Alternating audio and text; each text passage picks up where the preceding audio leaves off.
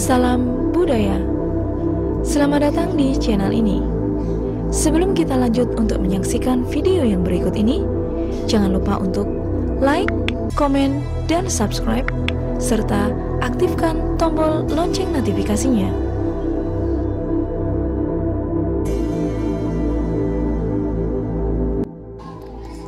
Gatholoco berdebat dengan penyapit rumput. Kiai dan santri yang beristirahat dalam perjalanan hilang dari pandangan Gatholoco. Namun, caci maki dan umpatan lelaki jelek rupa itu tetap tak berhenti. Ia bicara tak berujung pangkal, menjelaskan panjang lebar tentang pencarian hidup, proses perjalanan hidup, juga tujuan akhir dari pengembaraan hidup. Seakan ada manusia atau tidak, tak bermasalah. Yang terpenting ia bisa bicara, meluapkan gejolak jiwanya yang terus memberontak. Tak lama datanglah dua penyabit rumput, memakai belangkon yang lusuh, celana kotor di bawah dengkul, bertopi pandan yang sudah separuh lapuk. Mendekati keteduhan pohon beringin, tanpa babi bu, ia duduk di dekat Gatholoco. Gayanya menirukan Gatholoco, mengangkat satu kaki dan menyelonjorkan kaki yang lain. Namanya adalah Sutodanoyo. Dari balik celana kolor itu dikeluarkan segenggam tembakau.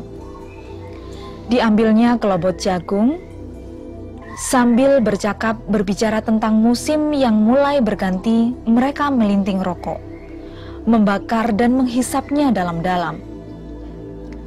Asap mengepul, berpusing-pusing di udara, lalu dibelokkan angin, bergulung-gulung merubung Gatholoco.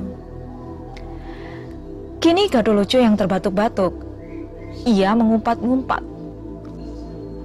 "Bicaramu itu tidak lumrah manusia," kata Suto tersinggung. "Memang itu yang aku mau, tidak lumrah, tidak seperti orang kebanyakan. Tidak hanya berpengetahuan seperti kalian. Kalian ini sama dengan lintah, tidak punya mata dan telinga, asal amis disedot sampai habis. Dikira madu mangsa, jika sudah kenyang tidur nyenyak, kemudian tidak keluar sampai 1 tahun.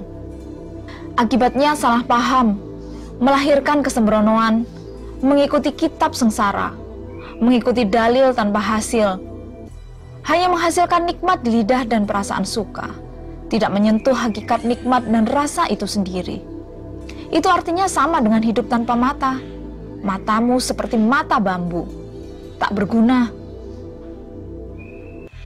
Mendengar jawaban Gatholoco yang tidak dinyana-nyana itu, Sutodanoyo marah. "Hei orang jelek, apa kamu tidak melihat dua mataku ini? Kamu memang beruntung karena punya mata. Satu orang punya dua. Tapi apa kamu berani bersumpah jika punya dua mata? Tiap orang pasti punya dua mata." Gatholoco tertawa terbahak-bahak. Tak cuma tertawa, tapi tertawa sembari berteriak-teriak. "Kamu terlalu berani, sungguh akan celaka, mengakui mata yang bukan milikmu. Mestinya kamu diikat karena mengaku matamu dua. Sekarang begini, jika benar matamu dua, perintahkan yang satu kau suruh terjaga dan satunya tidur, secara bergiliran. Dengan begitu, selama hidupmu tidak akan kecurian." "Ngaco, mana ada mata melek bergiliran? Jika benar mata itu milikmu, kau pasti punya kuasa. Seluruh perintahmu pasti dituruti. Kalau tak menurut, itu berarti bukan matamu. Begitu kamu berani mengaku-ngaku. Kamu dapat dari mana? Beli atau pinjam? Apa kamu diberi? Jika iya, siapa yang memberi? Siapa saksinya? Hari apa diberikan? Dan di mana? Ayo jawab." Sutodanoyo bertatapan, tertegun diam. Dalam kalimat samar dia mengucap, "Mata yang ada itu hasil perbuatan ibu bapak." Mendengar jawaban ini, Gatholoco tertawa terkekeh-kekeh. Ludahnya muncrat. Dari ujung bibirnya mengalir air liur yang menjijikkan. Ia terpingkal-pingkal. Saking gelinya, ia sampai memenggangi perutnya. Kukira orang tuamu, keduanya akan mangkir jika kau tanya soal ini. Mereka merasa tidak membuat hidung, mata, dan kuping. Ayah dan ibumu hanya sama-sama merasakan kenikmatan. Itu penyebab terwujudnya ragamu. Mereka tak berniat membuat rambut, kuping, atau mata. Allah yang Maha Suci lah yang membuat ragaku, jawab Sutodanoyo. Gusti Allah itu apamu? Mengapa kamu dikasih mata? Mengapa kamu dikasih mata dua, kanan dan kiri, hidung juga mulut? Itu karena doaku diterima. Gadolojo membentak. Doamu pada Tuhan. Kamu tidak berhak memiliki. Semua itu sudah kehendak Allah. Kalau kamu aku, itu berarti kamu maling. Berani-beraninya ketempatan barang gelap. Kalau tidak bisa menjelaskan, mestinya menjadi pesakitan. Kamu tidak bisa mungkir. Barang buktinya sudah ketemu. Dari mana asalnya? Kalau kamu tidak tahu asalnya, kedua matamu tidak bisa kamu akui sebagai matamu. Kamu sudah salah. Jika tidak mau nurut, akan aku pukuli. Terbukti kamu maling. Itu punya aku. Kamu pakai tanpa permisi. Sekarang kembalikan milikku yang hilang pada zaman gaib. Saya simpan di tengah dunia. Saksinya hati nurani. Cirinya siang dan malam. Aku rebut tanpa ada. Sekarang ketemu. Kamu yang menyimpan. Penyabit rumput tak punya aturan. Jika tidak kamu berikan, aku laporkan polisi. Tidak urung akan diseret ke pengadilan. Kamu harus dihukum kerja paksa. Jika malam tidur di bui, jika siang bekerja. Tiap malam dikandangkan. Berbeda dengan aku yang selamanya terus tumbuh. Sebab sebelum bertindak, halus atau kasar aku nalar agar tidak salah. Sutodanoyo bingung. Mereka saling berpandangan. Mengawasi tingkah laku Gadolojo bak orang aneh. Dan tanpa tahu harus menjawab atau memberi penjelasan apa. Ini pembicaraan orang gila, kata Noyo tak sadar. Iya, betul. Aku gila dari kecil. Sampai sekarang tak bisa sembuh. Tiap hari berubah pikiran. Menolak makan yang enak-enak, pakaian yang serba indah. Saya gila menuntut jalan, menuruti jalannya kemuliaan. Ini bukan orang gila, tapi anjing buntung, sahut Suto. Benar katamu, keluargaku, bapak, kakek, buyut, dan cangkahku buntung semua. Sedikit pun tak ada yang berekor. Aku jenisnya manusia, tak berekor sepertimu. Kamu orang apa? Gundul pelontos, Belanda, Kamboja, atau Cina? Apa kamu orang Benggala? Sutodanoyo mukanya memerah. Mereka marah. Ia membentak sambil menuding-nuding. Jangkrik, bangsat ini. Kerah, muka bejat, mulut bejat. Kamu memang gila. Gila, gila dan gila. Saya memang gila jika melihat rupa seperti kamu. Takut ketularan, tidak punya mata, tidak punya kuping. Pengetahuanmu itu dangkal. Sutodanoyo hampir tak bisa sabar.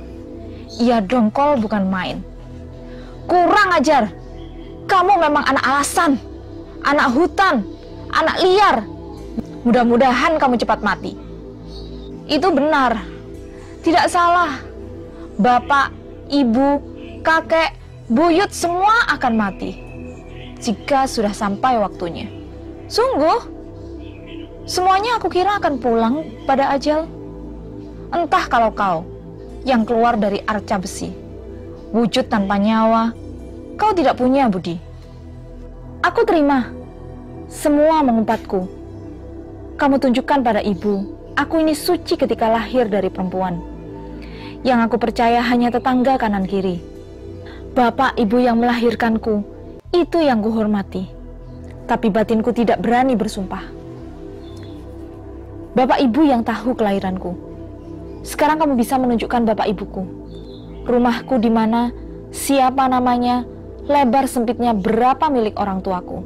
Jika tidak tahu, itu namanya bicara kesasar. Karena aku sendiri tidak tahu wujudku sekarang. Terbentuk sendiri tanpa lawan. Allah tidak membuat aku.